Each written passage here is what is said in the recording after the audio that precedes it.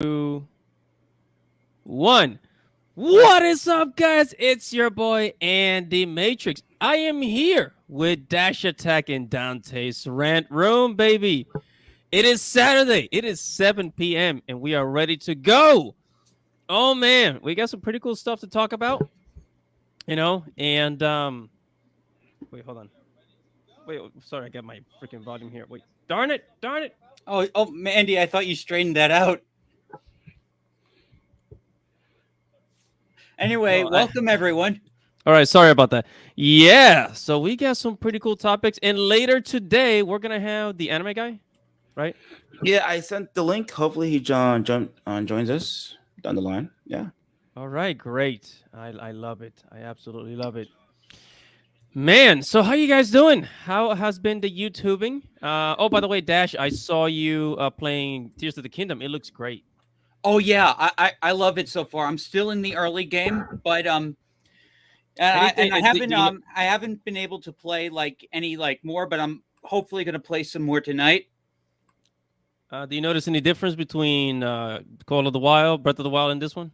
Well, one big improvement is recipes can be stored and filed now, so you don't have to memorize that crap.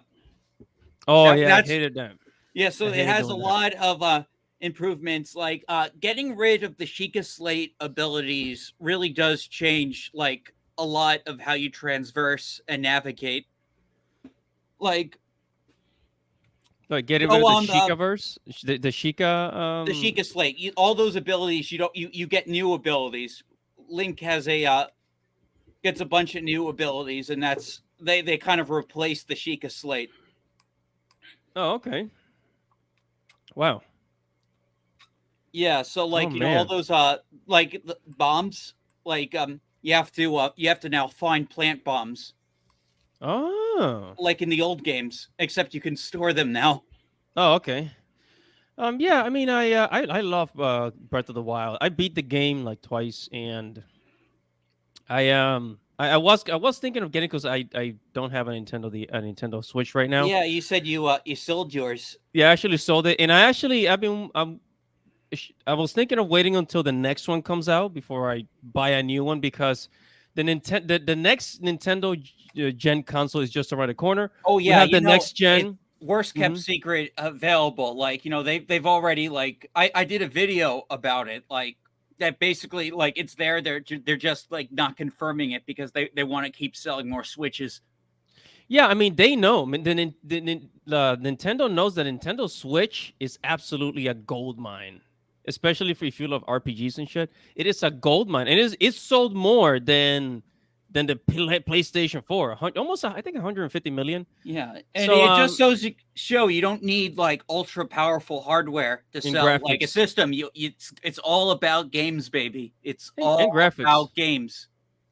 Yeah, that's what I'm saying. It's not about graphics. The Switch has passable, decent graphics. Oh yeah, it's not it's not PS5, but it's powerful enough, and so then all that's left is game design.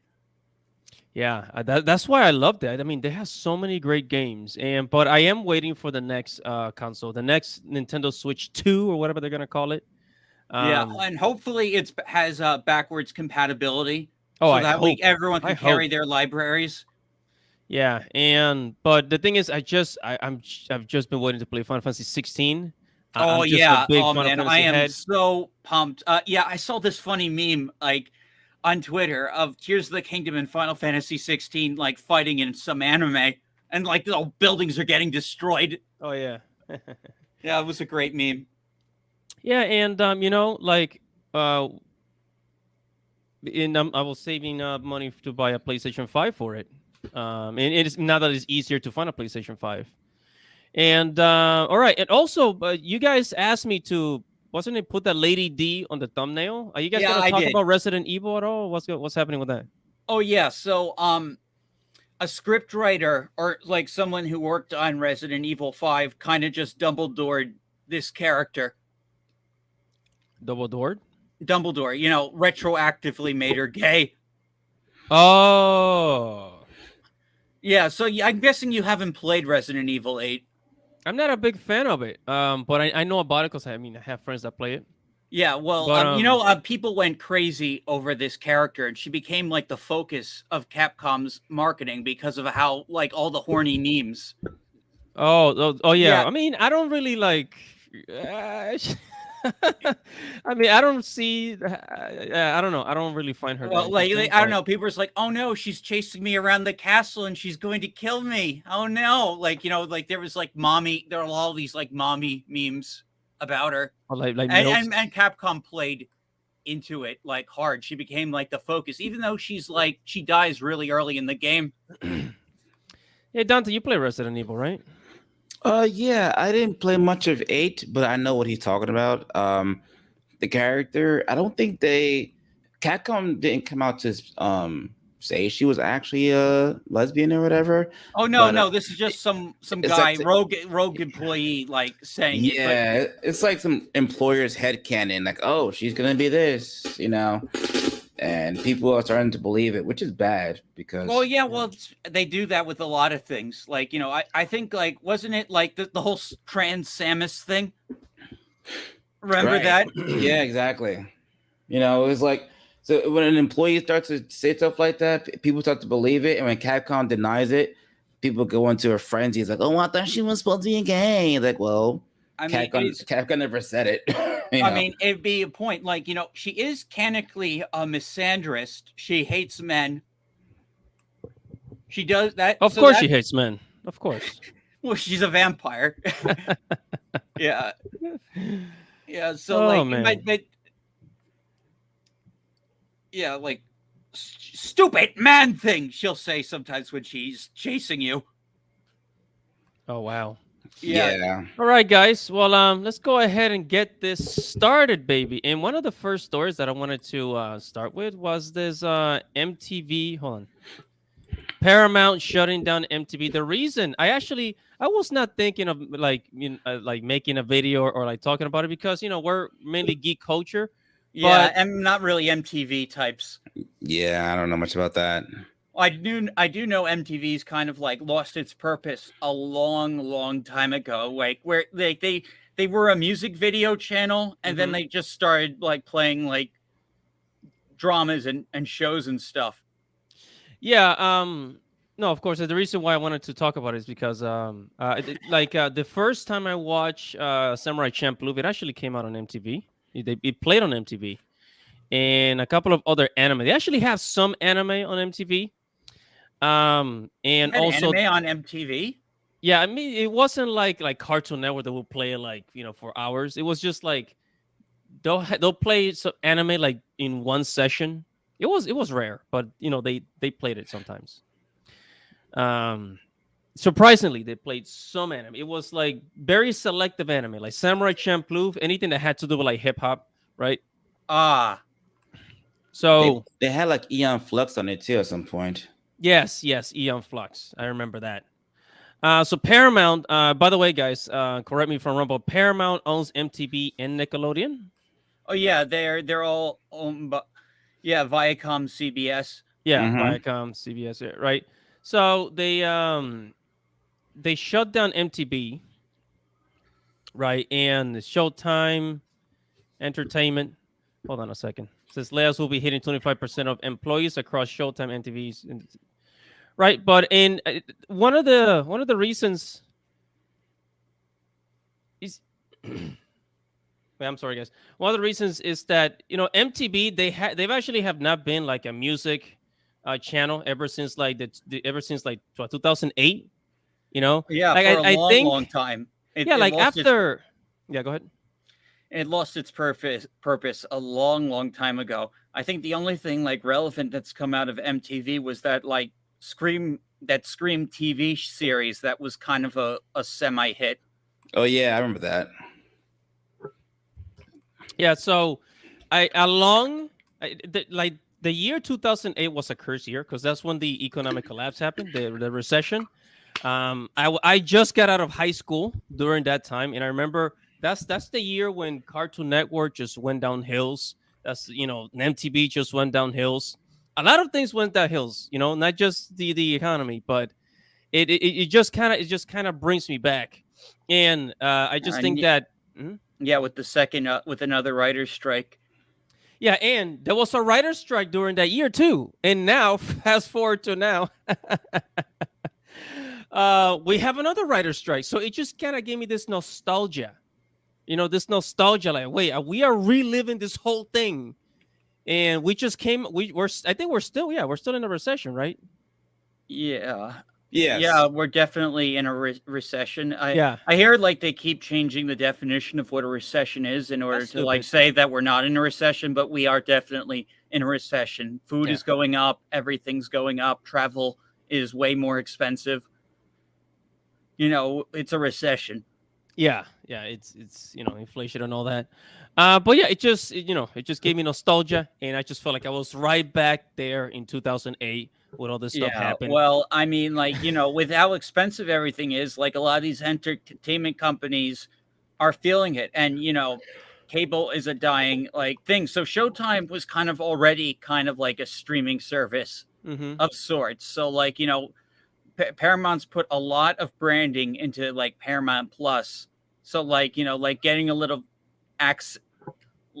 bit of trimming the fat, cutting down a little bit. It's what you do when you have too many expenses, and we do know these streaming services aren't cheap to run.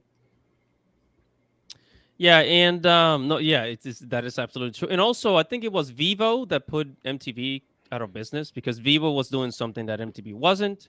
I'm sure if you look for any music video, the Vivo YouTube channel will show up. Yeah, if it's rock or metal. I know nothing about MTV or music or anything. Okay. Well, I mean, I don't want to stay too long in this topic, but I just wanted to cover it because it was just nostalgic. It just brought me back to the 2008, and MTV was I wouldn't say it was part of like geek culture back then, but it's like they also brought some things like the Daft Punk anime music videos. If you guys remember that. Oh, I didn't know those existed. That sounds awesome. Well, you guys know Daft Punk, right? I know who Daft Punk is. Yeah, another group. Yeah. Okay, so actually, you know what? Let me just look at it right now. Just really quick. Daft Punk anime music videos. This came out in MTV. See these? These right here?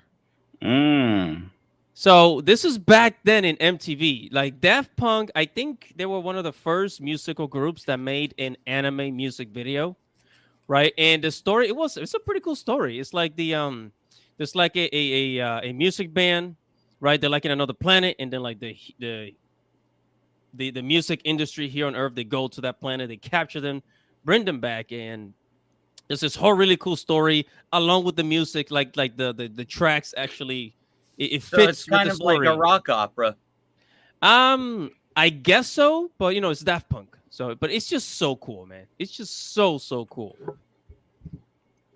Okay. Yeah, but anyways, that's the end of that topic. Let's go ahead and move on to our One Piece story over here.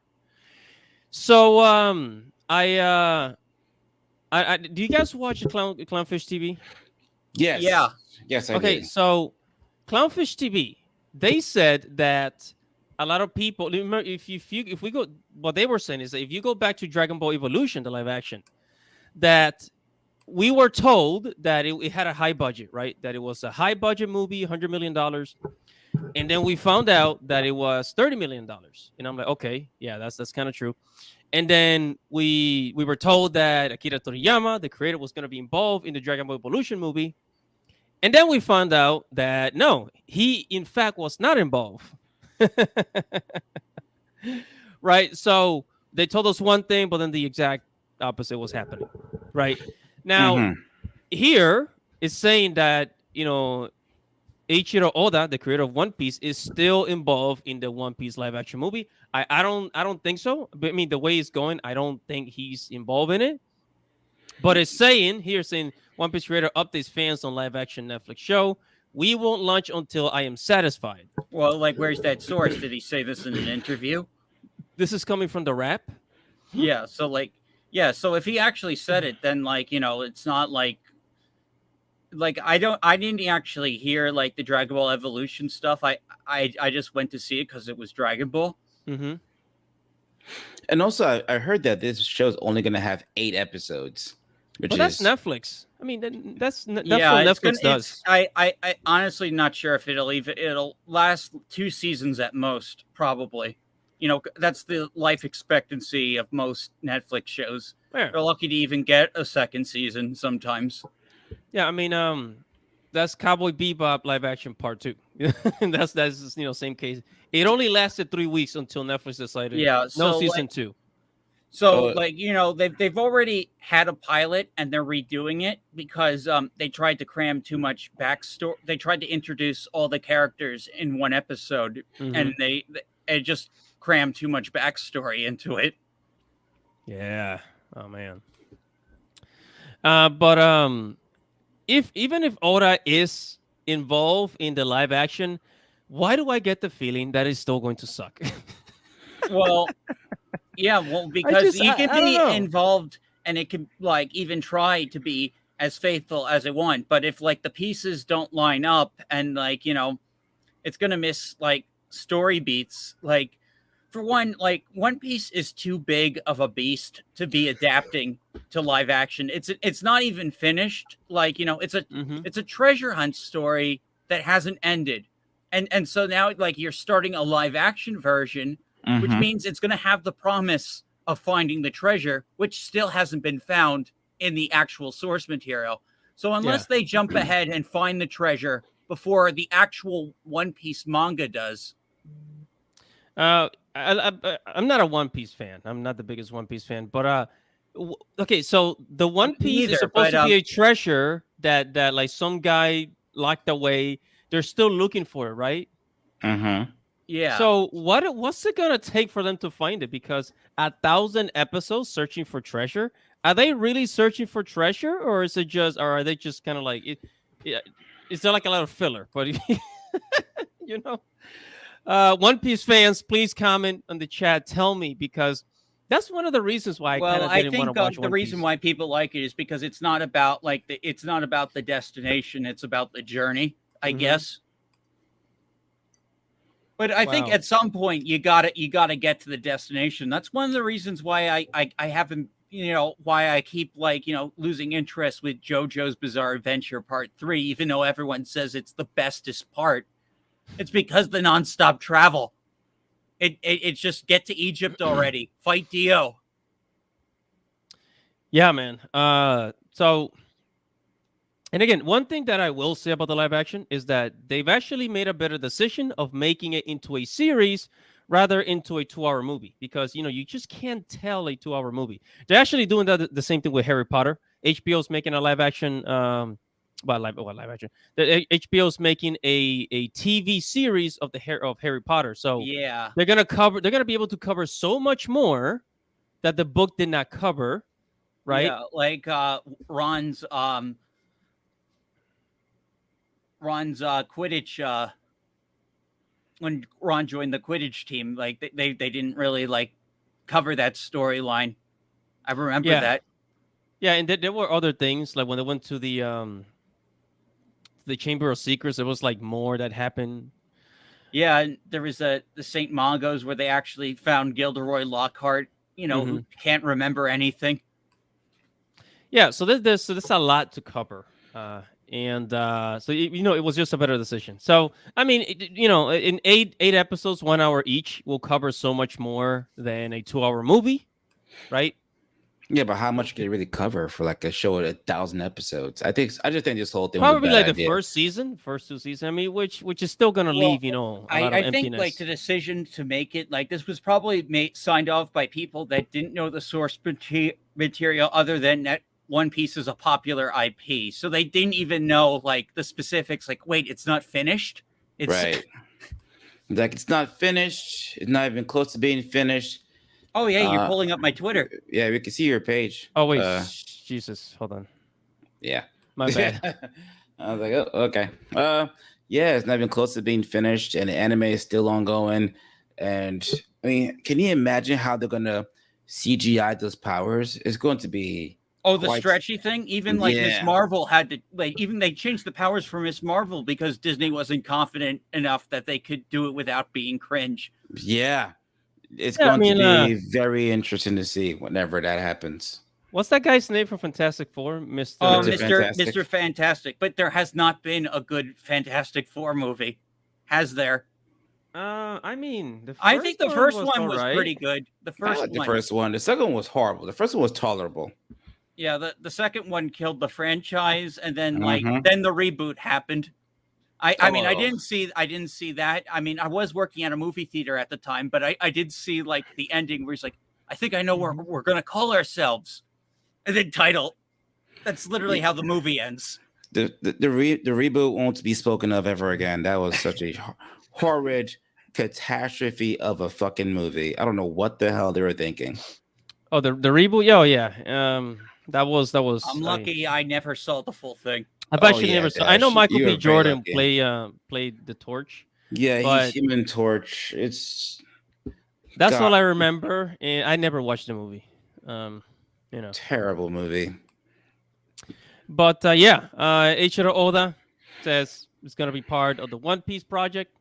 Like Dash said, I feel as though like until we see maybe a tweet from Eiichiro Oda specifying this exact phrase, this exact thing, I won't believe it, because they could just make up shit just to get people riled up. Like, well, if he's giving his green light and the thumbs up, it should be good. Well, until I see him write it out on Twitter, I don't believe it.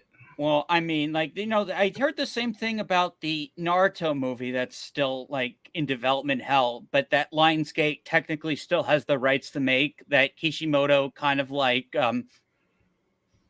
gave his blessings. Like, good God. Yeah, well, you know what? It hasn't happened. I think the reason why it hasn't happened is because they don't know who to cast. I think like it's all about casting. Like, because I know like in articles, like there've been questions about Naruto's ethnicity and stuff.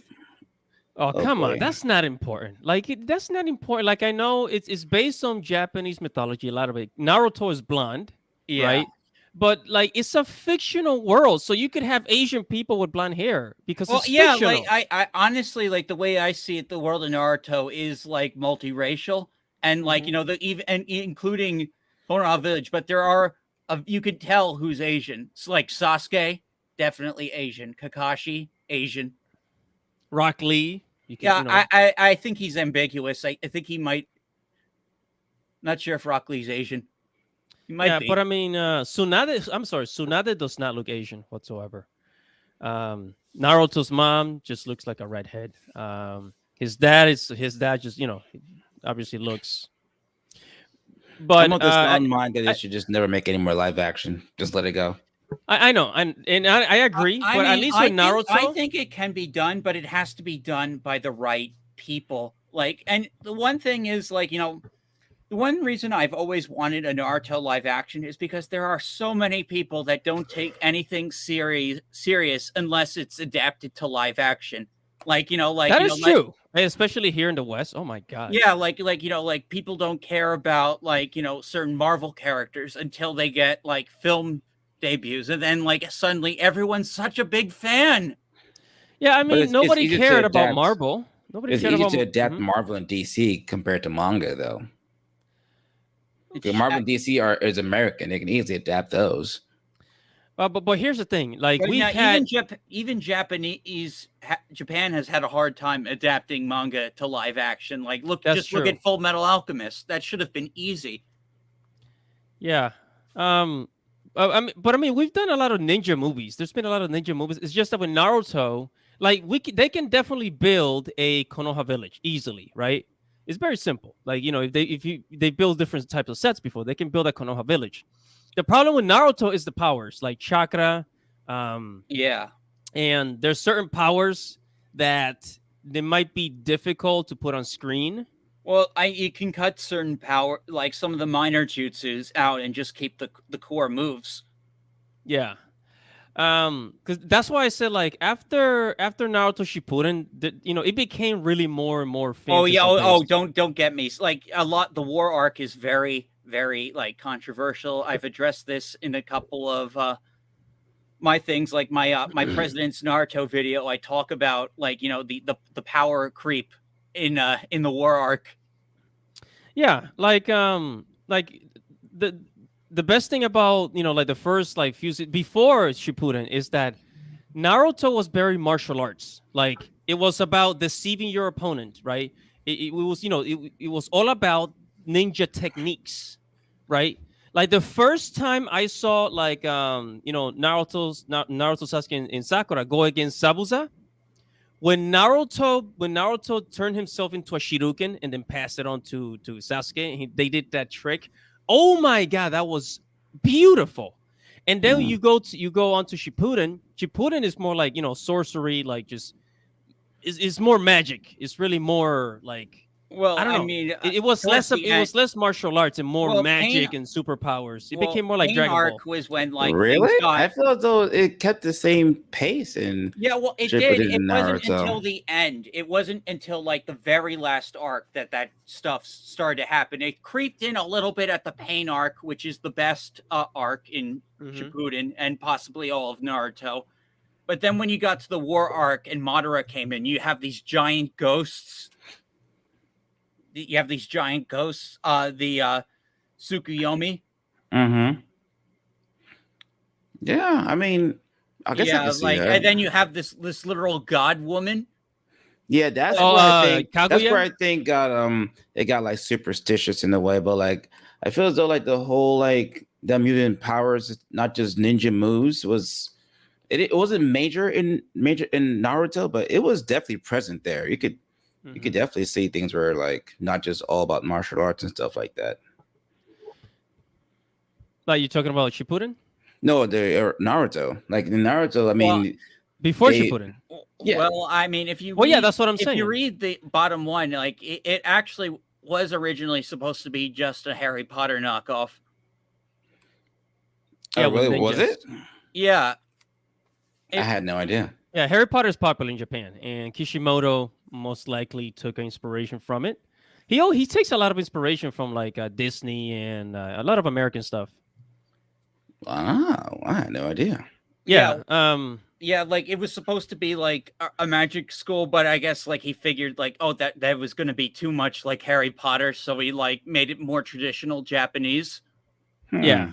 Ninja school. I mean, and it was a great idea because Yeah, no, I'm glad he went with it. I'm glad he went with it. Like, Yeah. If it had just been like just a standard Harry Potter knockoff straight up, it would have, yeah, like just everything, like, the whole Fox thing.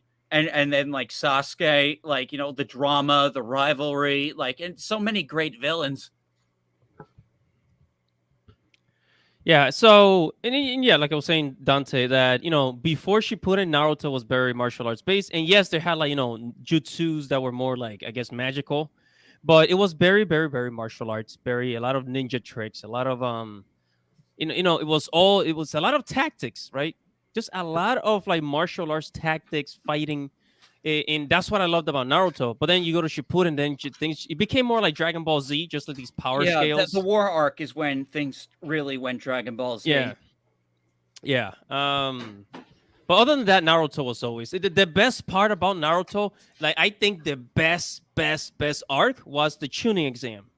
Hands freaking down. I'm gonna make a video about that. It's tomorrow. definitely the best arc of the it's one of the I my president's video, I put tuning exam up like in A tier.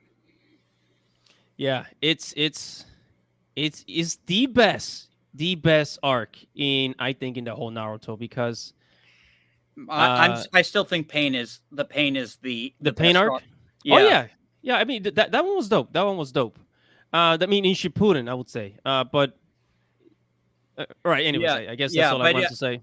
Yeah, if you want to split it up, but yeah, definitely like if you split up the series, like when I think of Naruto, I think of Naruto as a whole. Like that's just how I process. I don't think of it as Naruto or Naruto Shippuden. I just think of it all as Naruto.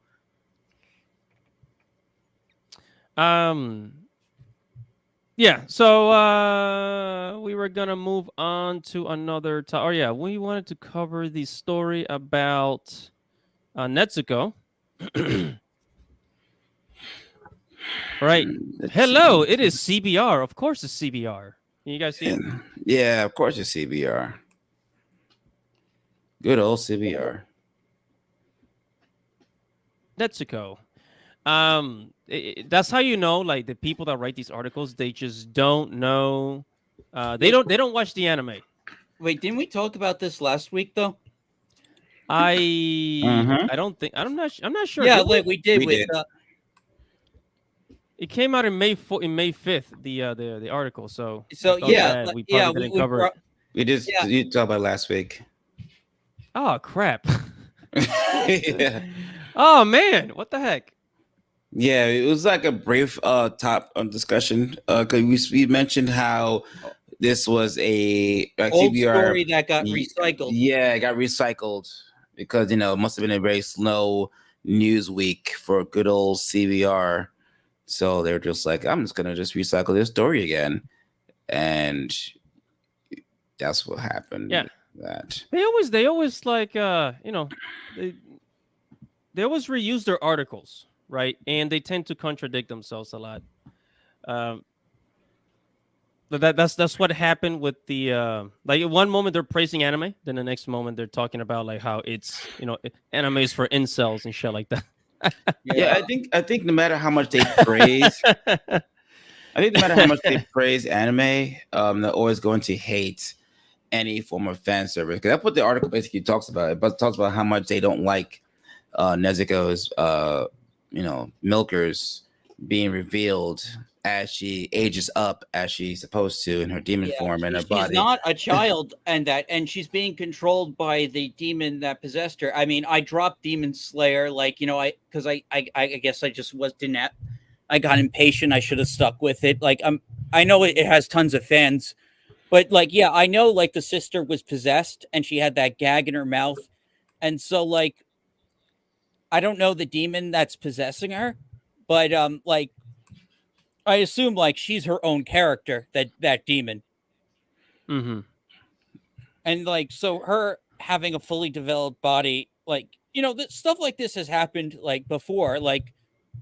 Just look at Ocarina of Time. We were talking about Zelda earlier. Link's body ages up as he goes forward in time because Right. in order to wield the Master Sword. Right, and in this show, she has the ability to not just age up, but she can obviously shrink. So she wears the exact same outfit the entire time. So when she ages up, their outfit is too small because she's bigger, and when she shrinks, the outfit's too small because it engulfs her entire body, And then people hate when she gets bigger because her boobs are out, her legs are revealed. But I'm just like, hold on, wait a second. Inosuke, the guy with the boar head in the show, he basically walks around shirtless the entire show. And then you can see everything. Well, wait a minute.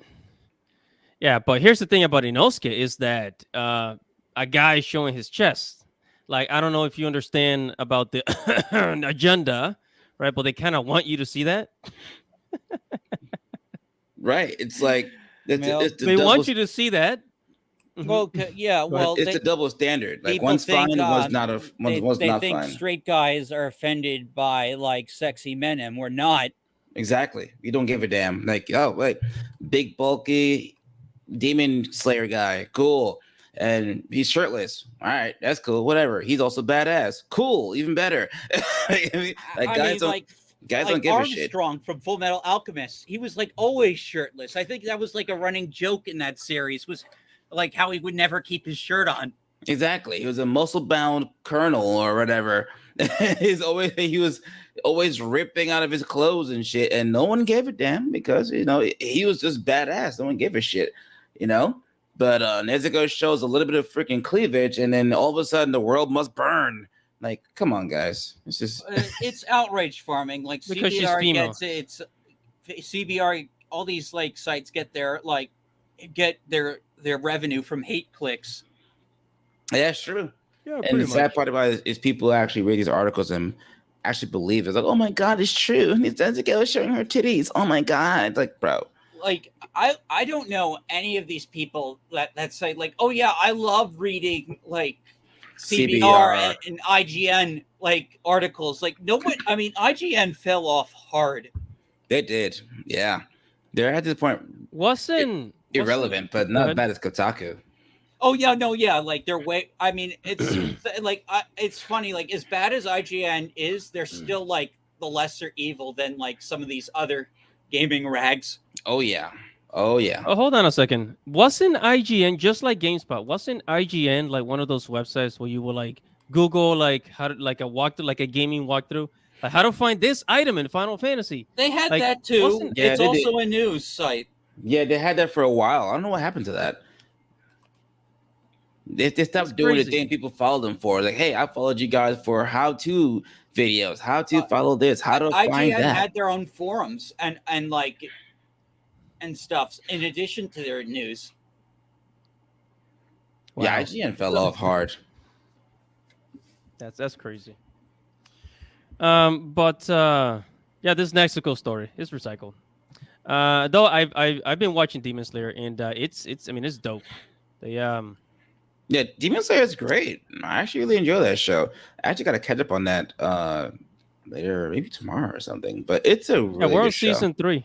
Yeah, you know what's great about our show is that it motivates me to watch more anime, which is something we should all do. Well, yeah, I finished watching a show today. Actually, I forgot what the hell it's called.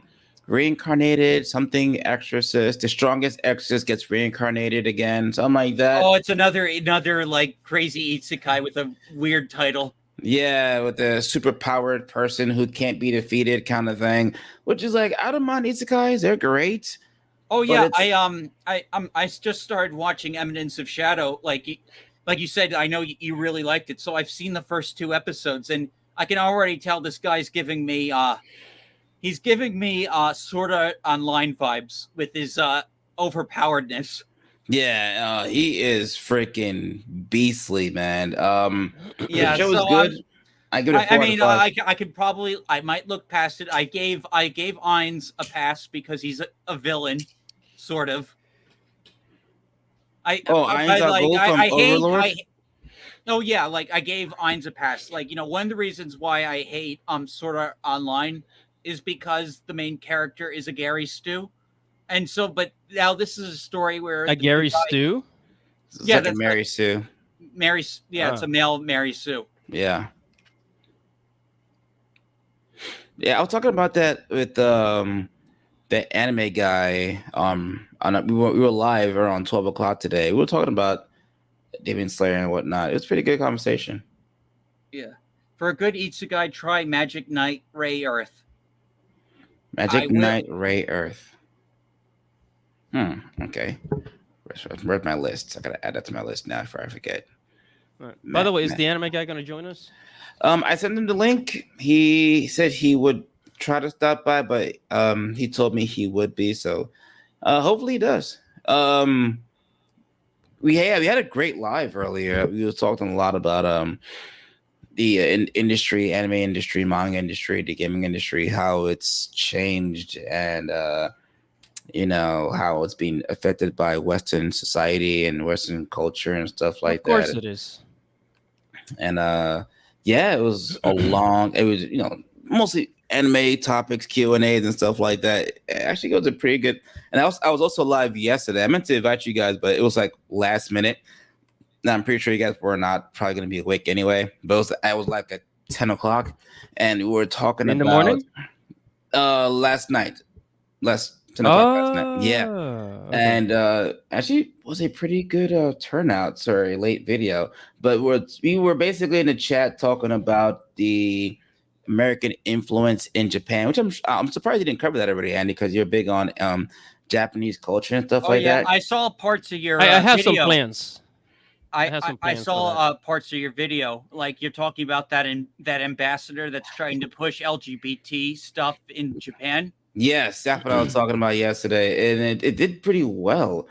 We were talking about that for a little bit. It's crazy, and of course, I don't want people to get the idea that I'm against LGBTQ people. I'm not. Yeah, neither am I. Yeah, I don't want anyone to ever think.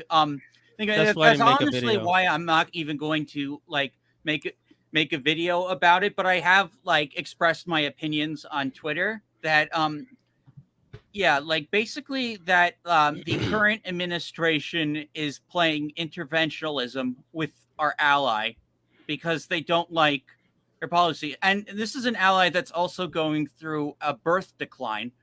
Right. Yeah, so Okay, like here's... and also Andy, you had my tweet up. Can you pull it up? Wait, hold on. Yeah. I had my tweet. And I also wanted to ask, like, why do we care so much? You know, Well, it's because why do we care about the that's because- LGBT stuff? Because the Democrats care about the LGBT stuff, and they how sorry, did I get too political? Well, we gotta be careful. We gotta be careful. Yeah, well, but yeah, essentially, yeah, that's why. It's like, you know, yeah. So Oh, whoa! Is this too spicy? oh, yeah, no, this is actual much? gay. This is gay porn from Japan. Oh, okay. Now, I was saying this to prove a point. Out of all the countries that abuse, persecute gay people simply for being gay or wanting to explore those kinds of feelings, the country that publishes a crap ton of gay porn manga while still having a pop isn't the one Biden is playing interventionist with the country that is supposed to. So these are from a site called Rant. They have like both straight and boys love and Yuri manga on this site. It's all like real raunchy stuff. Like Dante, if you're into like some good like you know, some good hentai girl on girl action. Oh yeah, it has that too. It's got it for whatever you like. But like these are some of their like, you know, stuff for like boys love subgenre. Yeah, it's pretty raunchy stuff. But yeah, but I'm just proving the point. Like they publish this stuff in Japan. Yeah, that's a good point. I mean, Japan is known for making a lot of like LGBTQ content, hence a lot of But the. see, they don't know that. They just think. Yeah, go ahead. Sorry. Yeah, well, they don't know that. They just think, oh well, Japan is not gay enough. We gotta help them promote, you know, rainbow stuff. Yeah. Little do they know that Japan makes the most, you know, rainbow entertainment. Yeah, they make a lot of yaoi, a lot of yuri, and it's very popular over there. Yeah, and here too now.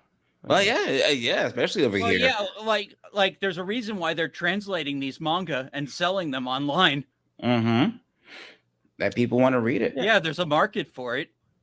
Here's my question. I mean, going back to what I was asking earlier, it's like, but why do we care so much? Like, for example, like I don't mean to. You remember when the African country said that they were going to ban rainbow stuff in their country, and then Americans were like, oh, we're going to sanction you for doing that. You should promote what we believe in. Well, that's their country.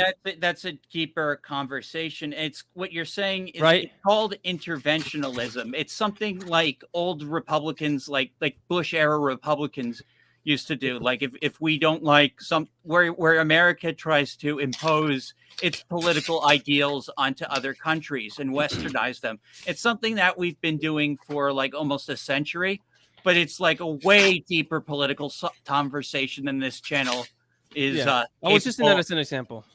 Yeah, but this is like hard geopolitics we're getting into. Yeah. No, that's what I'm saying. It's like like there's a deeper there's an answer for your question, but it's part of a much deeper conversation. Oh, okay. Yeah, we're not gonna go there. Let's keep it anime, manga, and gaming. Yeah, but hey, it's fun to point out like, you know, hypocrisy and stuff like that, and just saying like Japan does not have a gay problem. They don't. I mean, click on some of these covers, man. Okay, well, let's see. Oh yeah. Oh boy. Oh boy. Oh boy. You know, like one, he's holding his groin in that one. Yeah.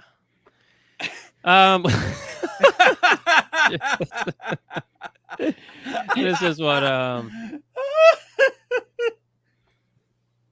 LGBT rights. But see, they've never had rainbow problems in Japan. They've never had rainbow problems.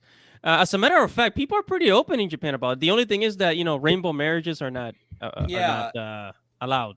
And right? like I said, well, it doesn't matter that's because probably they never can do going to whatever they want. change because of the birth rate. Like Japan's government wants to encourage people to have children. Yeah. So conspiracy theory. Conspiracy theory. Well, no, they have to. No, yeah, they have to. I mean, that's not a conspiracy. That's a fact. If they're not doing that, then they're failing as a government. Yeah, I saw an article about that somewhere where the Japanese government is trying to supposedly encourage women to give birth because of the low birth rate in Japan. It's actually a thing there, apparently. Yeah, and in Korea too, South Korea. Oh my God, like they're like South Korea and Japan. They're both having birth problems. Here in America, they. Oh no, you know what? Let me shut up. Why am I talking about this? Why do you always you're always deviating from anime? I'm sorry. It's just that the conversation steers, and then I just start thinking about stuff, and then you know what? Okay, man, it's okay. I was just messing with you. Shut up. I'm sorry. Certain things just make me angry, anyways. But yeah. Let's see. I think I can find it. Keep it going. I'm looking for something. Yeah, and actually, we were gonna cover Disney. Hold on a second. Oh yeah, that's fun. Disney. Let's shit on Disney more. Love doing that. Like to. Oh, how about Disney. when Bob? I don't know why my article. Oh yeah, this is the one I shared with you on Twitter. Disney CEO Bob Iger praises Universal's Super Mario Brothers movie. Oh, the cope is wonderful. Yeah, so I mean, he's doing that because he doesn't want to look bad. Like, hey, Disney, we're taking your money. Oh, that $120 billion you lost last year. Guess what? We're taking a big pie of that. Yeah, we stole your family market, bitch. And then so Bob Iger's like, yeah, hey, congratulations. I know that you guys are now better than us, but yeah. What's your secret? Yeah, so basically his response was, it shows that there's still an audience for animation. That's literally what he said. Like, as if like really?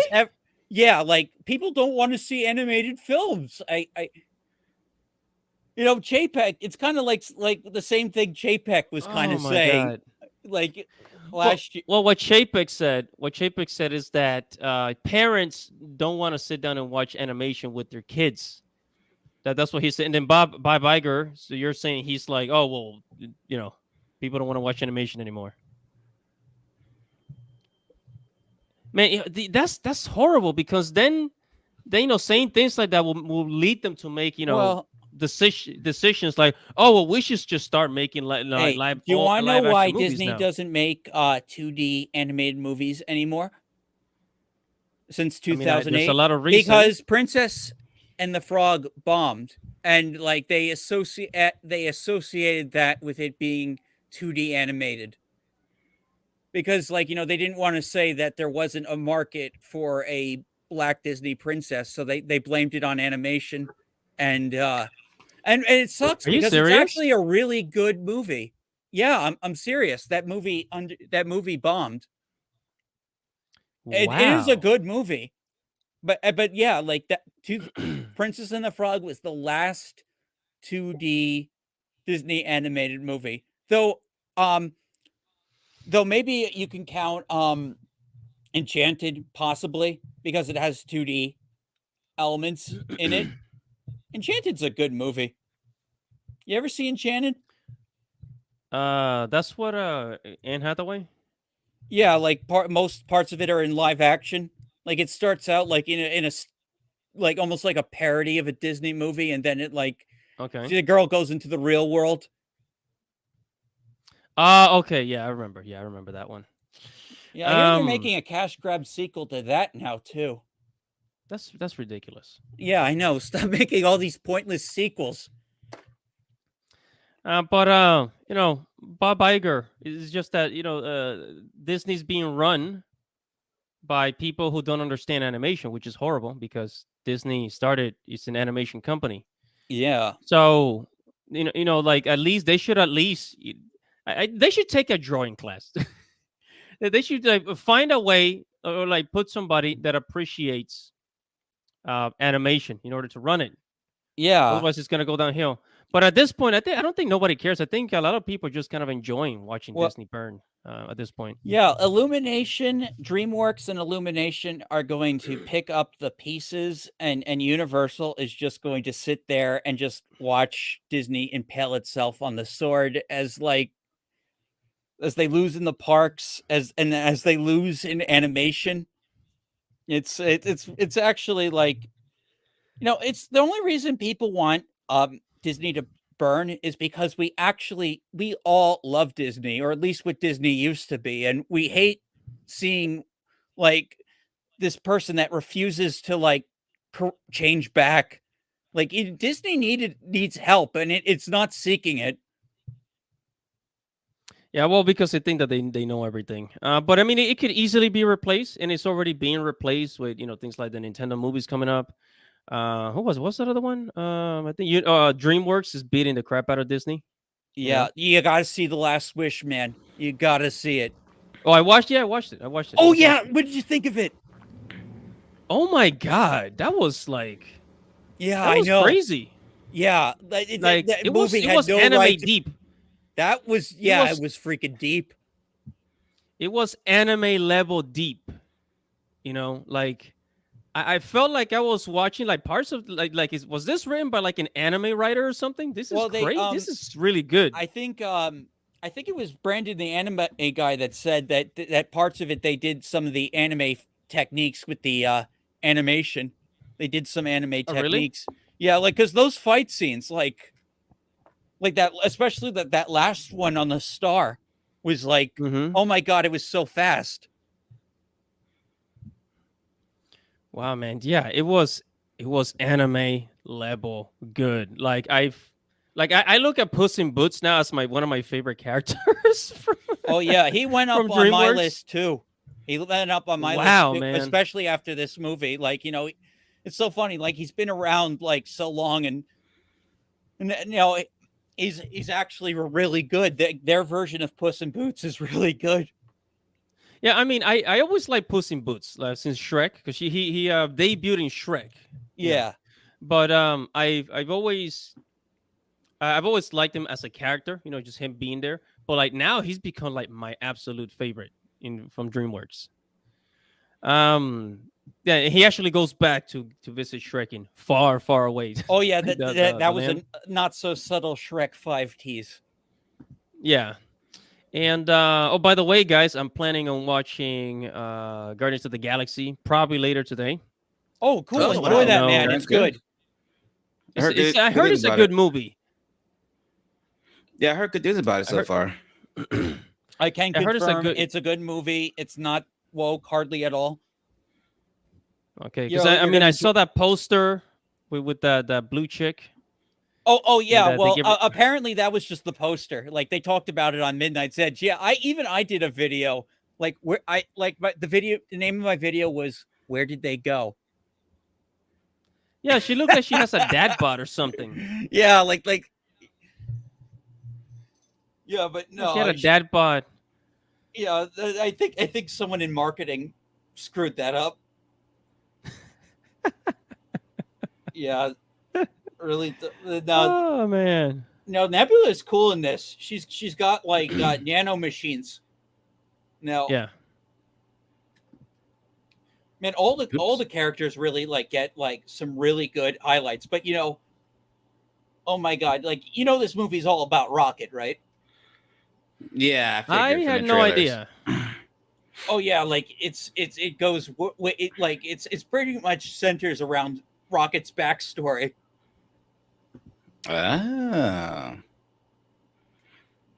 But it's getting good scores. By the way, let me see. Rotten Tomatoes got a pretty. Let's see Rotten Tomatoes. Yeah, and it's a shame it's underperforming because of all the Disney brand damage, but they kind of deserve it. Mm-hmm.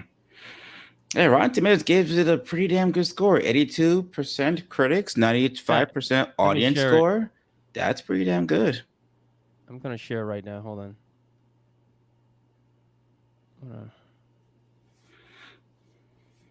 All right, so wow, damn, those are some good scores.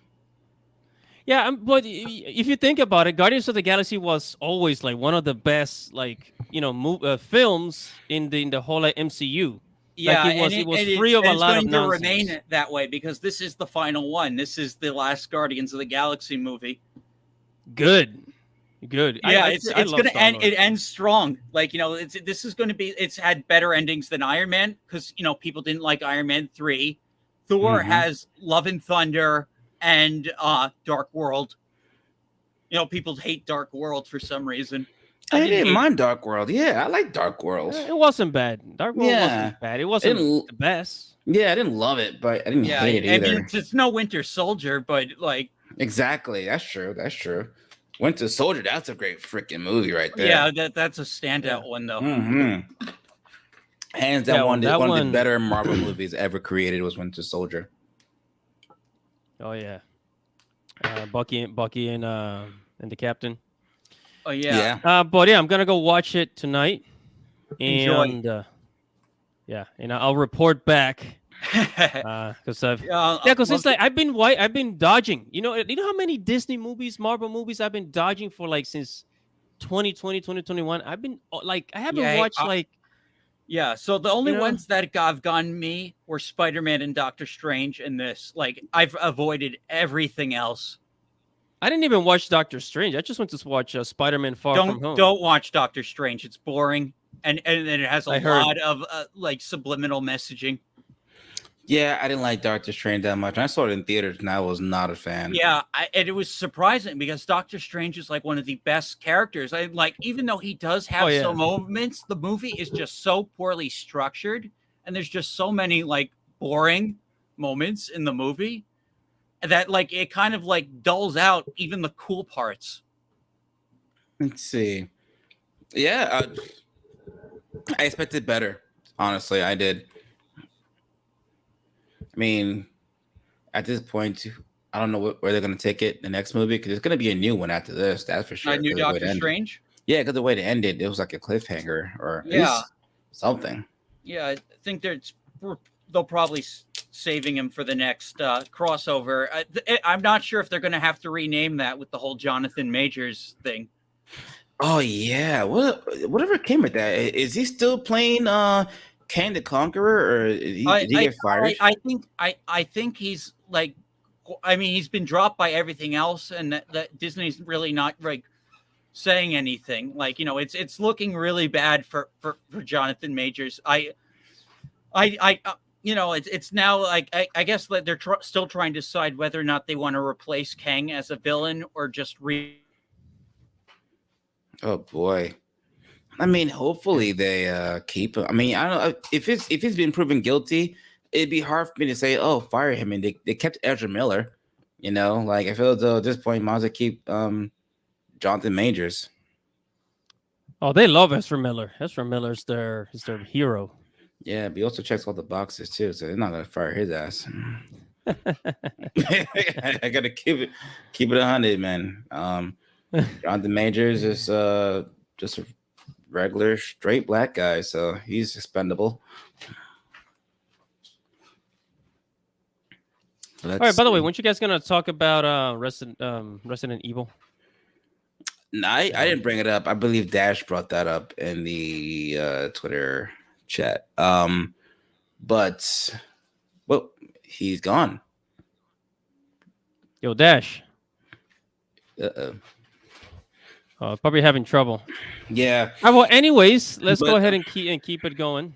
But I think I know what he was trying to say, so I guess I can touch on the topic a little bit. It's also on the gamer, and it didn't take long, but the gamer always picks up these things because they're just as toxic and annoying as any other game journalist site out there. But basically, aren't they all?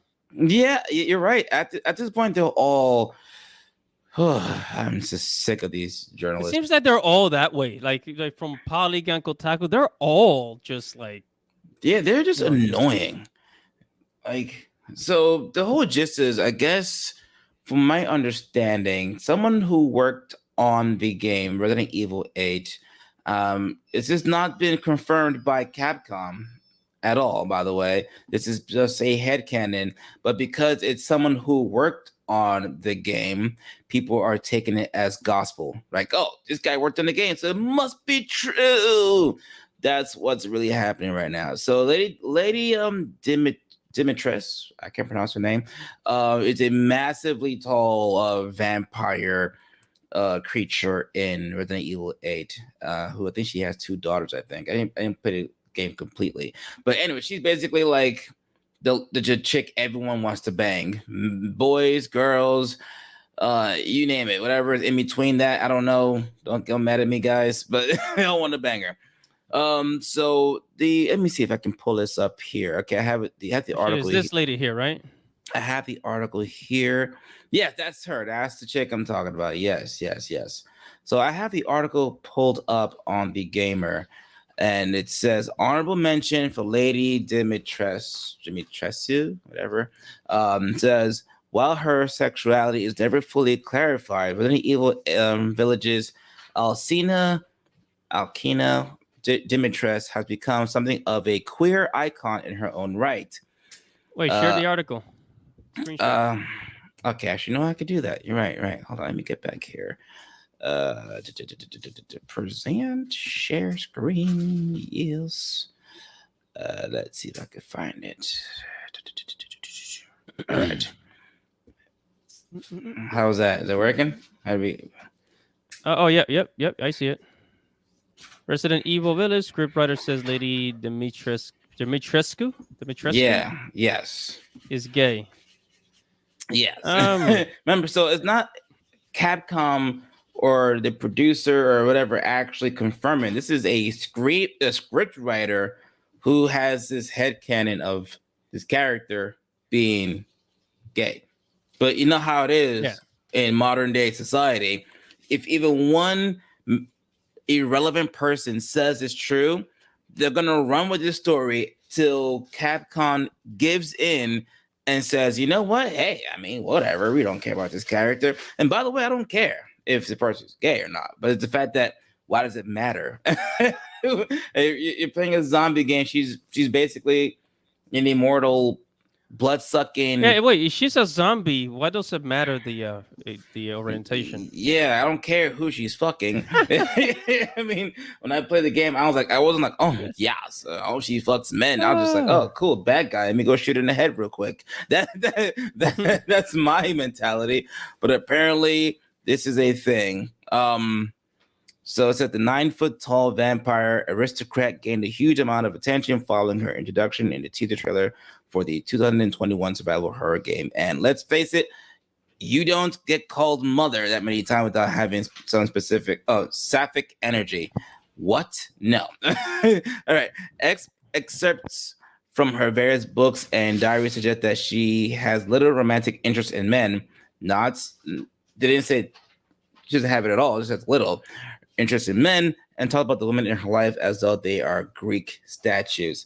No matter her true sexuality, Dimitress is worth a mention because she will forever be the tall vampire lady that we queers truly need. Why? Oh my god, this is. So yeah, that's what's going on now. And like I said before, hey guys, hello Dash.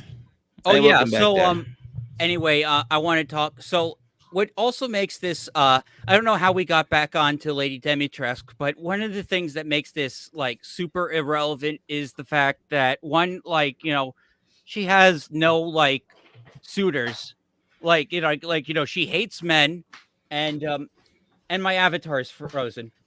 Great. I'm just having all sorts of fun tonight, but yeah, I'll fix that right up. So yeah, like it's irrelevant to the game's plot. She's you kill her like very early on. Like, though she is a fan favorite and Capcom played to the marketing because, you know, she's a sexy mom. That's yeah, it's like saying all this after the fact is like, why? Why? Because she got popular? Exactly, because she's popular now. That's what it is. People love her. People know her.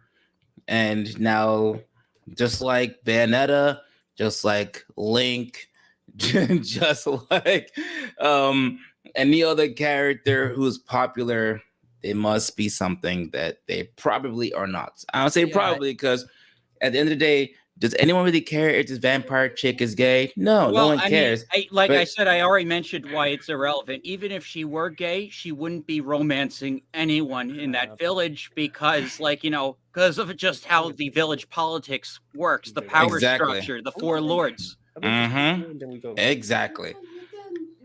Kaiser says it's like how a recent news article with Totally Spies season 7 brought up how the spies were strong female characters. They couldn't help themselves, Kaiser. First of all, it's like pointing out the obvious. It's like when they write articles and say, "Oh, the main character of the story is a male and he's black. He's a POC." Wait. And you're just like, okay, like we can Wait, fucking Totally see Spies that. is coming back? Oh yeah, it's coming back. What? When did this happen? Way. You guys live under a rock, huh? It's been announced like a week, at least about 2 weeks ago. No freaking way. What channel is it going to be on? That's the question. I don't know how they're gonna do this. Maybe is Cartoon Network still a thing? If it is, that's right. Yeah, if it is, that's where it's gonna go. That's where it's gonna go, most likely. Oh no, I'm totally there. Yeah, I'm down for Totally Spies. Yeah, that's going to be a nostalgia trip for me. Actually, mind if I share the article? You have an article? Yeah, sorry, I was talking to my sister. Totally Spies is totally coming. Wow! Debut on Cartoon Network. Yeah, I called it. Oh my God, yes! Wow. This could actually save Cartoon Network from irrelevancy. Yeah. No, it won't. It won't. Are you kidding me? It'll bring back some OG fans, but not enough to save Cartoon Network because they dug themselves into a really massive hole right now. Yeah. Yeah, you just need a few good action The shows. damage is done with Cartoon Network.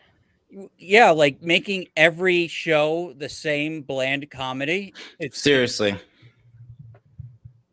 You're exactly right. Like everything is just the same exact bland comedy. It's like, bro, CalArts. It's so. You know what? This show, this is one of the shows back in the day that was like anime-esque, right? It had that anime touch to it. Yeah, it was popular. It was popular, man. Yeah, it was popular around the same time they had Martin Mystery, Totally Spies, Code Lyoko. It was all around the exact same time, but they all were pretty popular at the same time. Man, Code Lyoko. I've been rewatching some Code Lyoko. Like, man, like that series gets freaking dark, man. Yeah, it does get pretty dark. Like I watched it to the end. Surprisingly, I'm surprised I actually kept up with it. But it's pretty good. Code Lyoko's the one with the big forehead, right? Yeah, they all have the big They forehead. They got the big foreheads. They have like 6 heads, like not even 4 heads, like 6 heads. Like their heads. Whoever drew that show, I don't know what they were drinking, or they were like snorting some good crack. But like, bro, those heads are severe. Isn't it French? Isn't Code Lyoko French? It's a French. Yeah, Code is French. Yes, it is French.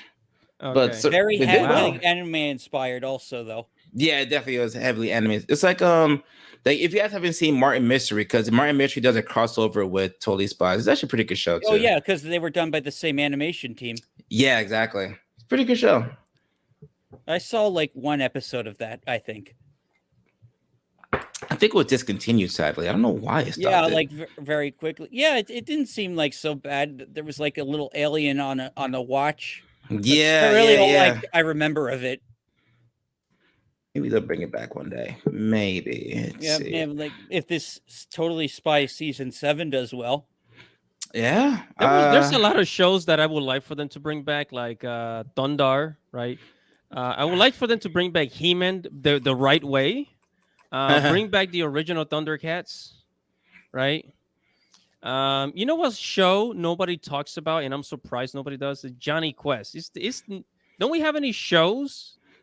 Oh, Johnny Quest is a classic, Johnny man. Quest? Yeah, Johnny Quest was like OG, and they brought it back. It was like Johnny Quest and the New Adventures of Johnny Quest. They brought it back in the 90s, and they had this whole cyberspace thing that was actually really cool. I like that new concept. Yeah, it was definitely different, but I was enjoying the concept. And then it was really good too. Like the 2D segments.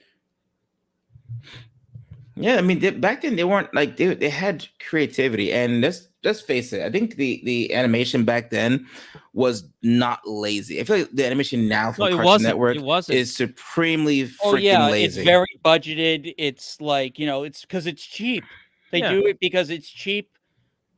And like, they pretty much, it's like this defeatist like attitude, like, where they didn't want to compete with YouTube, so they made a bunch of like stupid, like silly cartoons that your kids can watch, where a Yeah. bunch of random crap happens, and they're all hyper and zany, and then no action cartoons. No action Absolutely no. cartoons. I noticed this one day when I was sick and I was forced to watch like just Steven Universe and Teen Titans Go. Oh, I'm sorry to hear that. Oh bro. my god, that's torture. That's torture. Yeah, and then how'd you survive that, man? That's crazy. I turned off the TV. That's how I Why- survived. good move. Good Yeah, move. Go to like, sleep, Yeah, go to sleep. like I was like, okay, I'm sick. Oh, hey, I can watch Cartoon Network, just like I used to when I was a kid. I'm like, oh my god, what happened to Cartoon fucking Network? Cartoon Network is a disaster now. I don't know how they're still alive right now. No, but I mean, look at cartoons from back then. Do you guys remember Pirates of Darkwater? Yes, I No. do. Okay, I think this is where One Piece got their inspiration from, Pirates of Darkwater. So Pirates of Darkwater, the main character will say this was as back then. They actually had diversity back then, and people complained, right? The main character was this white hair, dark skinned guy. He had white hair, dark skin. So it had this like almost anime aesthetic in a way, right? And he had to collect these jewels, right? And these jewels had the power to clean the ocean, because like the waters were like they had like these dark waters that were like what do you call it? It's like this like they were infested. It's kind of like Breath of the Wild, where like the Ganondorf's malice covers the land. Yeah, The same thing with the water, right? Yeah, so the waters were corrupted, like this dark power, and he will collect jewels, and the jewels will like clean the water. And he had like this, I think it was a sword or like a compass that will point the way to the next jewel, right? And it was a really really cool like treasure hunting pirate anime. I think that's where the Eiichi Oda got his idea from of One Piece. This was back in the 80s, man. It was absolutely it was great, man. It was very creative. And in the art style, like the art style for back then, it was actually good. It was not lazy. You could notice it. And did you guys ever watch Fire and Ice? No, I never saw that. I want to. I know. Let me show you. I know of that movie. It's apparently a really good movie. It's like a PG-13 animated film. Yes, I did see Atomic Look Betty. at this animation. Geyser. This is the 80s. Look at this animation. Look at this. Oh yeah, I'm sure you've all seen Heavy Metal, right? Wait, Heavy Metal? Yes. Oh, look up Heavy Metal Heavy Metal. movie. Heavy Metal. The Oh, Pop-Up Girls. I never seen this. Reboot was ass. Show was ass. Yes, they tried. They failed. Yeah, Heavy Metal is fucking awesome. They even had a South Park episode called Major Boobage that spoofed the hell out of Heavy Metal. I might have to watch this show just for some research. yeah, but I mean, look at this. This is on-screen animation. Look at this. Like for back then, that is pretty darn good. Look at that. Look at the proportions. Oh yeah, one of This my is favorite. amazing.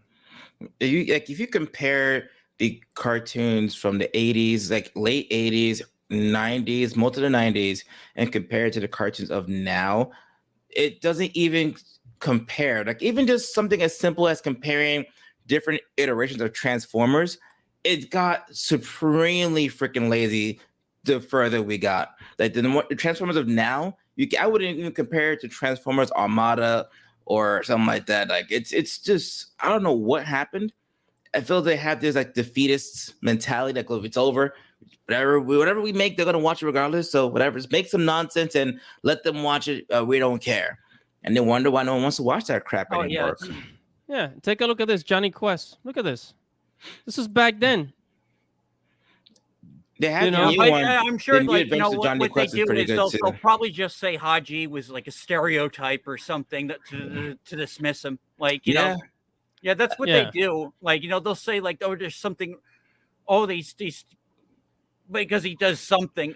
I don't know. I mean, I wasn't like the biggest Johnny Quest fan, but like, I probably saw more episodes of the 90s reboot. Oh yeah, there it is right in the middle. Oh, you moved it. Where? And now it's a it's to the right? Next one. The next one. On the left? This one? No, below. Left, right like there, right there. Or left. This one? No. Okay, no, right next to that. I am the Real Adventures of Johnny Quest. that one. Yes. Oh, yes, okay. This one. They're older now. Yeah, they did bring it back, and I watched it. I think it was the Real Adventures of Johnny Quest. It didn't do well. Oh yeah, but I liked it for what it was. It was an interesting concept. They were like, it was the beginning of the tech computer age here, so they wanted to incorporate that in Johnny Quest. And I don't know how many episodes it had, but I liked it. I liked it too. I saw I remember the Medusa episode, like the one where they like this Medusa monster chases them through this like Greek area. It was like kind of like Code Lyoko in a way, where it's like there's a computer world and it's 2D animation. Yeah. Wow, man, yeah, but I agree, man. We had a good era. What happened?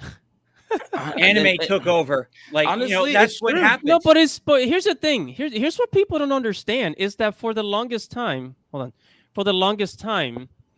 America, Cartoon Network, MGM, all these companies, they were ignoring anime because we have such a good animation industry here in America. And I know this because I'm Latino, I'm Spanish. So in Latin America, South America, a lot of television companies, they would get the licenses for anime, right? So there was anime in South America that will run way before they did in America, in the United States. For example, Dragon Ball, the original Dragon Ball with Little Goku, like they were running that in South America by the 1980s, 1990s, right? And in America, it like in the mid 2000s, they started running. In the 2000s, we didn't get it till like the 2000s.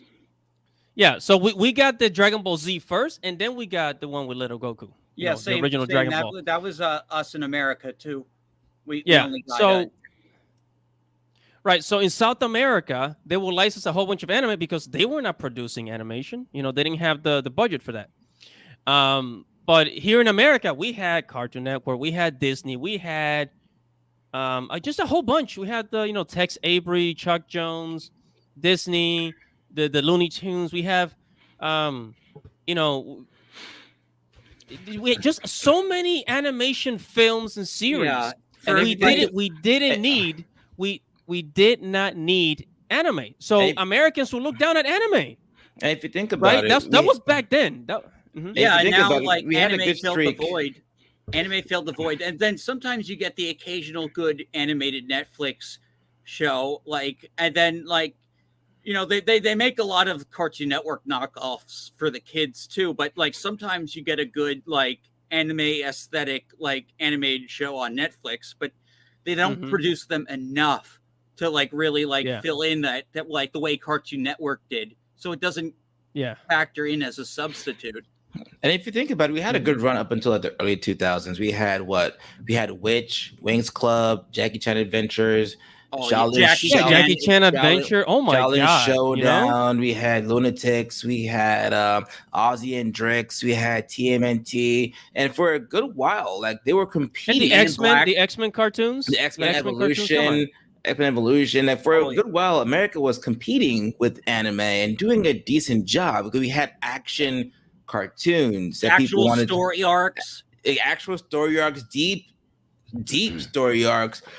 Like TMNT was so deep that it was I was actually impressed how dark TMNT went, and then they rebooted it into a extremely childish rendition, and it just progressively got more childish as he went on. And then they got rid of Fox Kids, they got rid of CW11 for kids, and they got rid of all that stuff. And once those shut down, it just progressively got worse, much worse as we went down.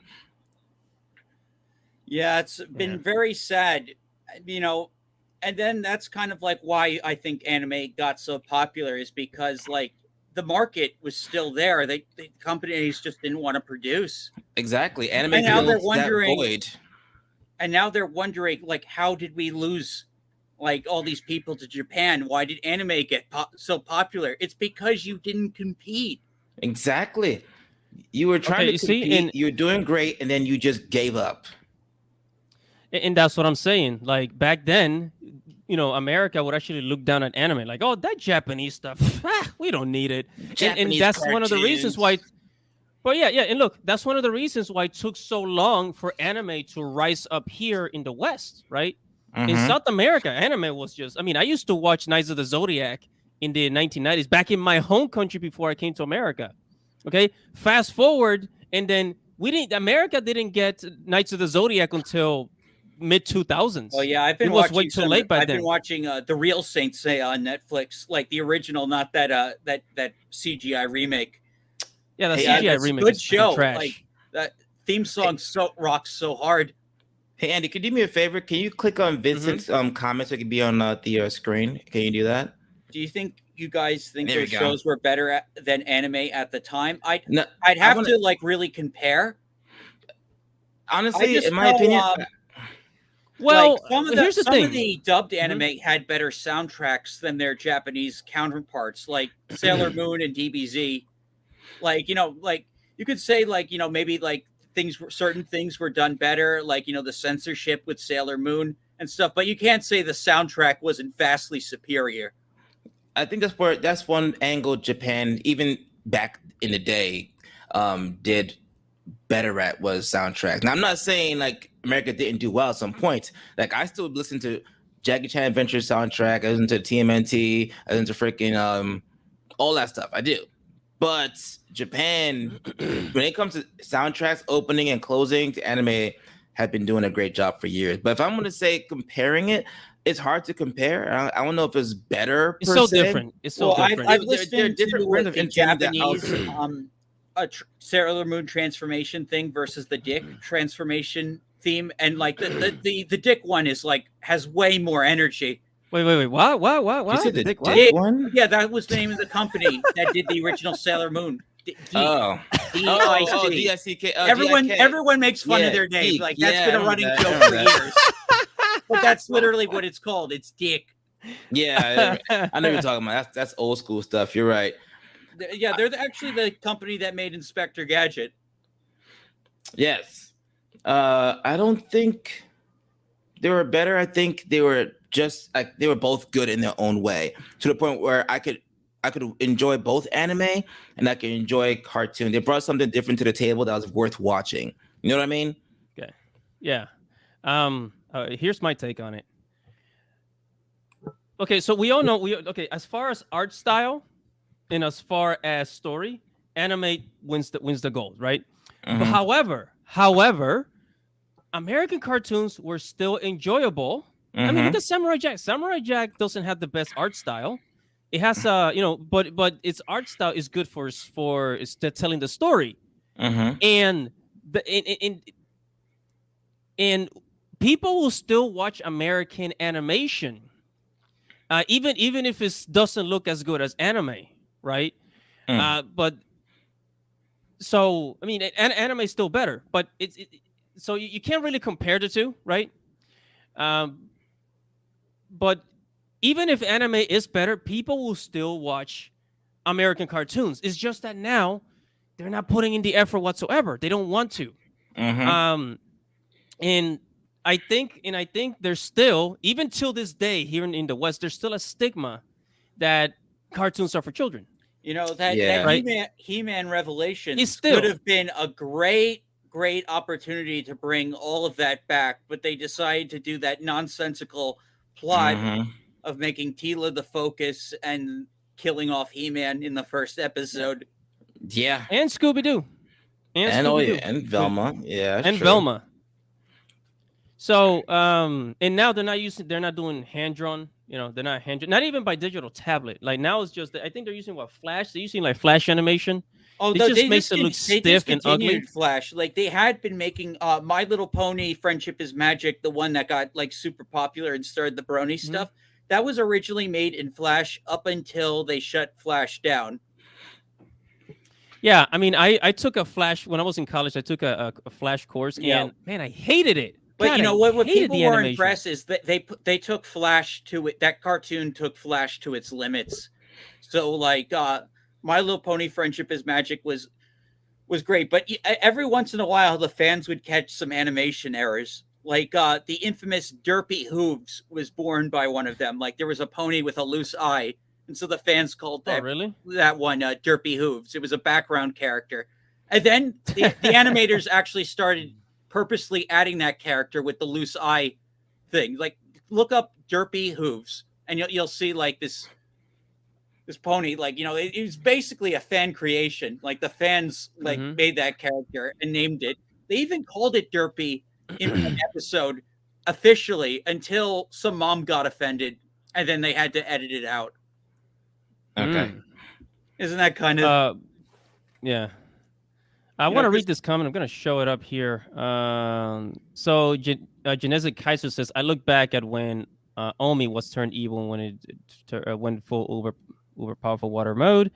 Spawn water fist that had ice Wolverine claws while his lower half is covered by a water tornado.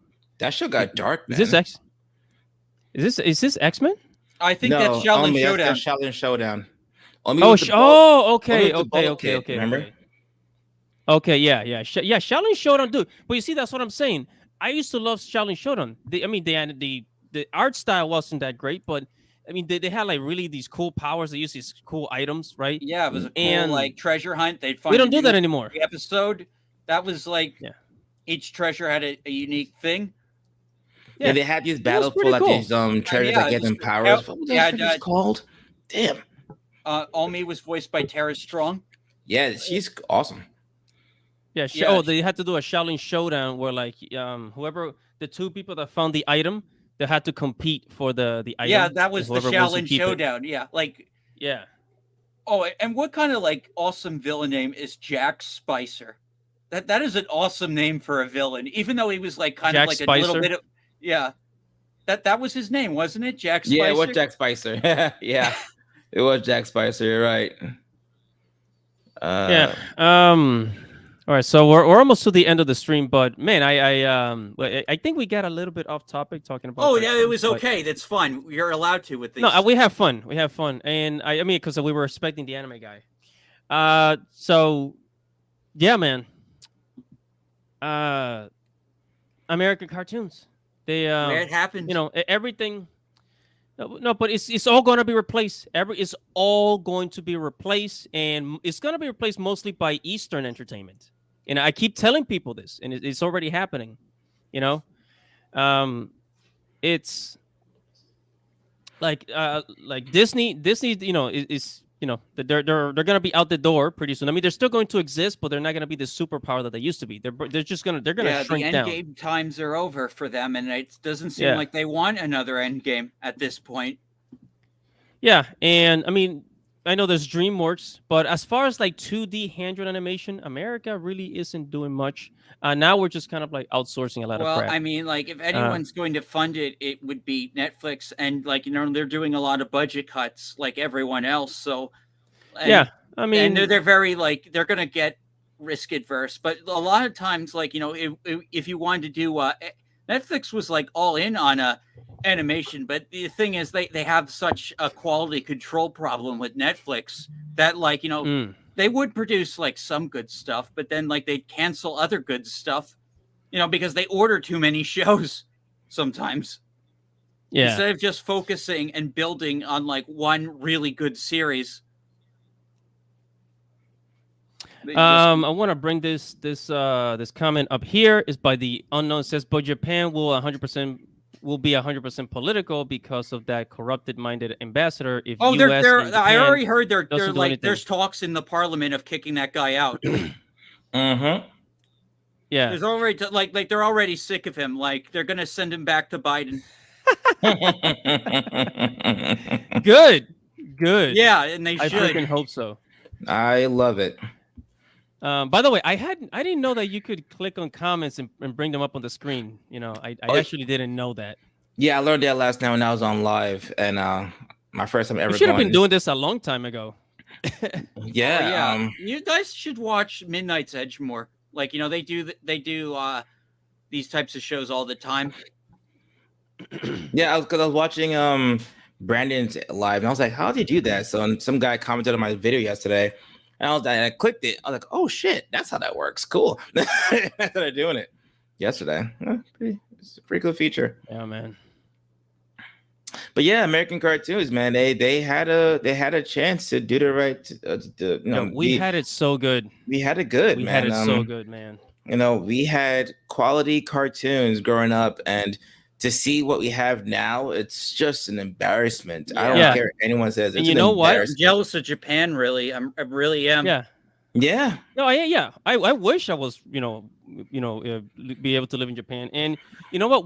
Anime would have never boomed. We would have never had this 2000 anime boom if America would still be continuing to innovate, right? People will still like anime, but it will not be as popular as it is as American cartoons. Yeah. Like, so, I mean, like, look at it, like.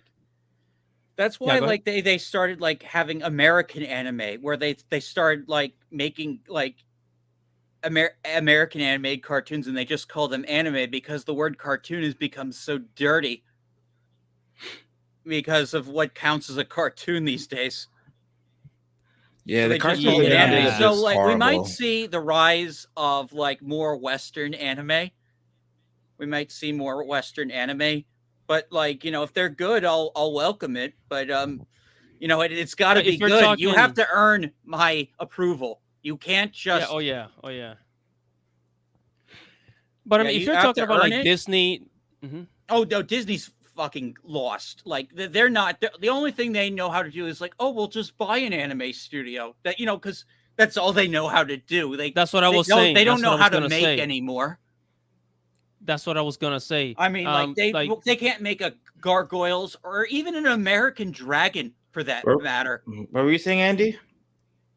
Yeah, I was gonna say that like Disney, for example, they're not exactly making American anime, but they're like outsourcing Japanese studios to make anime for them, right? So I think Clownfish TV was talking about this, where now we're gonna have Hollywood anime, right? So they're gonna outsource.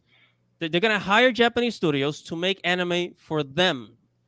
And for example, let's say if we want Battle of Rohan, that's an anime film that's going to be in theaters. Lord of the Rings. Yeah, exactly. So I mean, so we're going to have something like, let's say, a Harry Potter anime. They'll hire a Japanese studio to make the Harry Potter anime, and that'll be considered an American anime. Right, and it's getting to the point. It's getting to the point where now we're not using the word cartoon. Yeah, like Dash said, we're not using the word cartoons anymore. There's just gonna be Western anime, Eastern anime. That's the future. Sad but true, possibly. Yeah. Oh, how the mighty have fallen. Just make a good cartoon and call it a cartoon. Oh, let me read some of these comments. Oh yeah! Oh man, that's Kaiser. awesome! I'm planning to go see the life-size Gundam before it gets taken down. Oh shit, they're taking that down. Oh, yeah, man. They're eventually going to take it down. I don't know if they're going to bring it back up, but they are going to take it down. I remember Kaiser, have fun. Take pictures. I remember when that Gundam triggered the heck out of Matt Walsh. Why are they building this? It's a waste of money. Are you serious?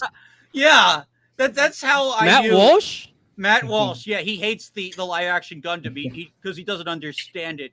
Like, it's an old tweet, like, but if you dig it up, it's the Matt Walsh Gundam. You got to tag me on that. Wait, so they build a Gundam and Matt Walsh is like, oh, why are they building these robots? Yes, that's exactly what happened. He's such a dinosaur. He is such a dinosaur. Oh my, he's so uncool. Generic Kaiser, if you can, watching this stream, make sure to post some of your Japan photos and tag us on Twitter. We'd like to see them. Another tweet by Vincent Flanagan. In Japan is outsourcing to China. Yep. I actually covered that in a video. Unknown, it says a dragon has what? While a wyvern has 2 legs and they use their wings to what? Okay, Andy, I got the tweet. I got the sheet. I'm going to put it in the private chat, and you can put it up. You see the link? Well, I can't. Yeah, I mean, I got the link. I just can't. Wait, hold on. Yeah. Should I screen share? Let me screen share, actually. I got to see this. Oh, my God. This is from September 2020. Like, my God.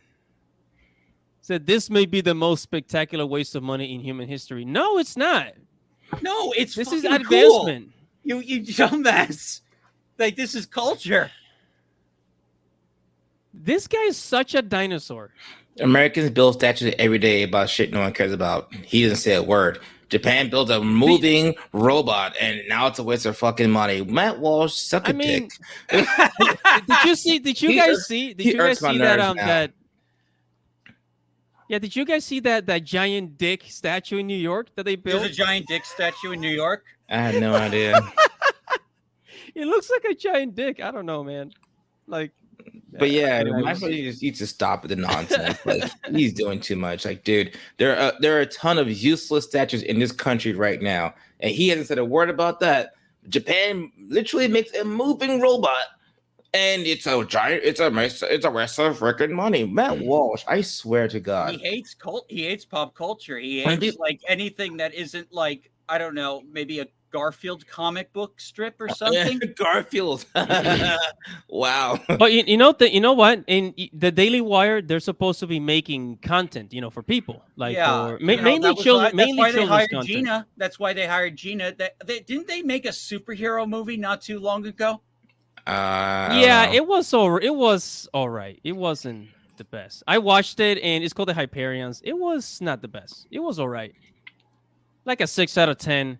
And they're supposed to make like a children's cartoon. So I cannot wait till like these shows come out so that Matt Walsh can be like, oh, the Daily Wire's making this. He won't say anything because the Daily Wire writes his paychecks. Mm-hmm. Oh, hell yeah. Yeah, he'll shut the hell up then. And this is why the conservative, like I say, will always lose a culture war because they are not open to anything at all. Nothing at all. If it's like remotely spicy or something different, it's just demonic. This is a waste of money. Like bro, shut up. Like you guys said, he's a dinosaur. Like, like people like us, people who know how to have fun, we're the ones who are going to be the winners. Yeah. Yeah, and this is why the left wins because they know how they know how to have fun. Part of culture is pop culture. Yeah. Exactly. Like, okay, so like they don't know how to take a joke, but they do understand the importance of pop culture. Mm-hmm. Precisely. Yeah, it's true. And if once people on the right, like Matt Walsh, once they understand pop culture and how it is part of the overall culture, it's not just our religion and our politics. Yeah. Then they can start winning. But until then, screw them. I don't care what the Daily Wire does. I actually unsubscribe from the Daily Wire because, it's like they have certain people who are just. It's not like they're not marketing it to like people like us guys in our 30s. Like, they're marketing it to like, 50 or 60-year-olds. Yeah. I can see that. The way to win the culture is to target the younger audience, Gen Z, millennials, because older people like in their 50s, 60s, they just want to, they're more interested in reading the news and politics, but not us. We younger people want to have fun. They got a target, Yeah, exactly. So, and whatever cartoons the Daily Wire make, this is not gonna be as hot and cool as other stuff that's going around, but. Anyways, I think that kind of reaches the end of our show, guys. Do you guys have any anime recommendations, games? Tears of the Kingdom. Yeah, that's definitely. I don't have a Switch, but it does look good. I've been playing Dead Island 2. Just beat it. It's a 3 out of 5. It's worth playing. It's fun. If you have time, I say check it out. If you're into zombie hack and slash kind of games, anime. I'm watching a little bit of everything. Oh, you got mentioned it. Oshinoko. I've been watching that. It's pretty damn decent. It's on High Dive. I recommend that too. If you have the time, great show. Yeah. So they probably added the dub on Crunchyroll, but check out Requiem for the Phantom. It's an old one. I from the 2000s that I liked. It's very dark. Okay, very gritty. And also, by the way, speaking of gritty and dark, if you like into dark mecha anime, I do suggest watching Razefon. It's spelled Rahxephon. Oh, Raxophone. Yeah, I heard of that one. It's actually really good, and the opening of that show will have you hooked. That's when anime had like darker openings, like Ghost in the Shell, Big O, Roxanne. Like they had like a lot of darker openings, like this make you think about shit. Like that show has an amazing opening. I recommend that show. Great. And me, I've been watching Vinland Saga and Demon Slayer, and that's really pretty much all I've been watching now. I tried watching other anime, I couldn't get in. I tried watching Hell's Paradise, I could not get into it. No, really? I couldn't get into it.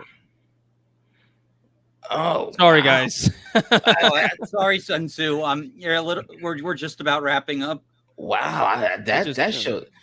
Hell's Paradise is freaking. I gotta go see if I gotta catch up on an episode. That show, I love that show. And welcome, Sun Tzu. We're about to wrap it up, but yeah, welcome to the show, though. Welcome. Thanks for stopping by. Yeah, and I've just been saving money to buy a PlayStation 5 so that I can play Final Fantasy 16 and stream it. So, guys, on June 2022, boy Andy Matrix is going to be streaming Final Fantasy 16. So stay tuned. Okay. Stay tuned, tell me when your stream is so we don't overlap. Facts, Kaiser. Facts. Razefon is a win. I'm gonna be, Thank you. Yeah, I'm gonna be streaming it. So right on the release date, which is 22nd. I think that's a Thursday, and it's a Thursday, Friday into Saturday. I'm not gonna stream it like while we're having the show, obviously, but so that's what we're gonna be doing. Yeah, yes. I need to. I'm ordered a physical copy. Like I got the big release thing, so like I'm hoping that's going to come on release day. Great. All right, guys. So I guess this is it. This was a fun stream. I like talking about 1990s and 80s animation. I actually this was fun. I had fun, but especially towards the end, I feel like really started to pick up. Really started to enjoy the stream. Mm-hmm. Yeah, and, this was a great stream. All right. Well, guys, thank you guys for stopping by. Make sure to subscribe to Andy Matrix channel. Go to Dante's Rant Room, subscribe to his channel. Dash Attack, subscribe to his channel. Follow us on Twitter. The links are gonna be in the description box of this of the YouTube video. So follow us, and yeah. So thank you guys for stopping by. We had a lot of fun. It's your boy Andy Matrix, Dante, and Dash. Godspeed, baby. Godspeed. Godspeed. Have a good night.